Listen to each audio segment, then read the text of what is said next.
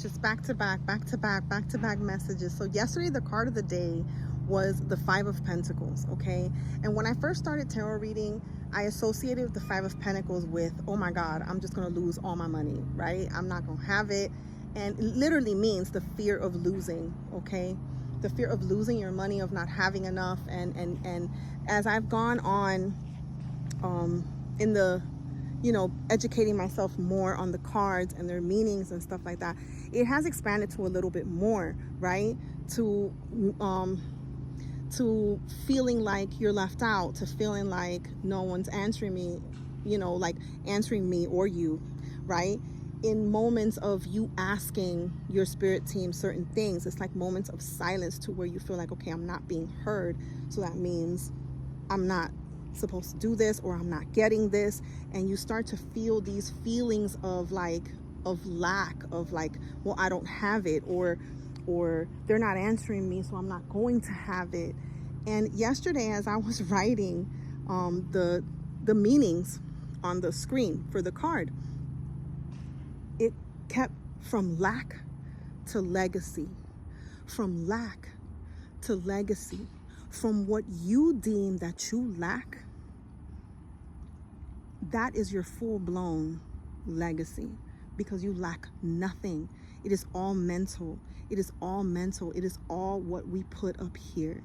We assume that because we don't get an answer, we assume that silence for us not having it, or not being able to have it, or or it's done.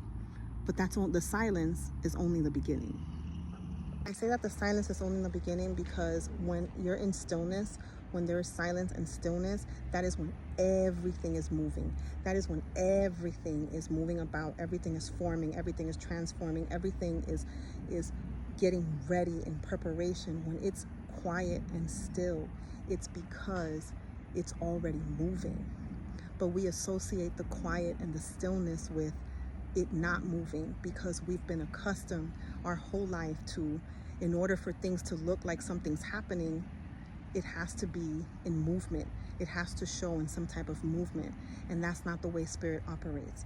Spirit operates in stillness. That's why sometimes spirit will separate you and put you somewhere where you are in stillness. You're able to meditate, to journal, to reflect on your thoughts, you're able to be with your own thoughts and with God, spirit, universe, whatever you want to call it.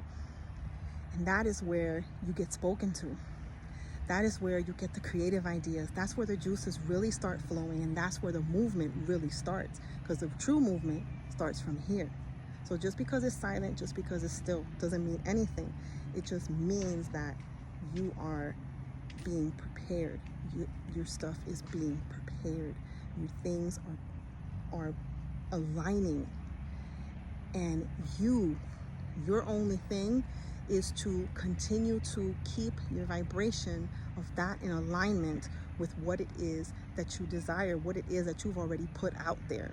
Okay, don't allow yourself to feel like, well, I'm lacking and it's not there, and all these feelings of I'm never gonna have. Don't do that, because you're always going to have. You're always gonna have, okay? As long as you see it, it exists, okay? So from lack to legacy, from lack, from what you deem that you lack, from what you think you lack, it's actually your legacy. It's actually you being rebuilt from the inside out, from the ground up. That is why it seems like you've lost everything, like you have nothing, like you're at the rock bottom of the dirt. And it's because Spirit, God, is literally rebuilding you on a stronger foundation. And now this is the time to sit in stillness, reflect, and move accordingly, intentionally and intuitively with Spirit. Because you're going to move from that lack to a legacy that is going to leave even you speechless. Okay, 2:55 on the timer, as I said that. It's going to even leave you speechless. Okay, I love you.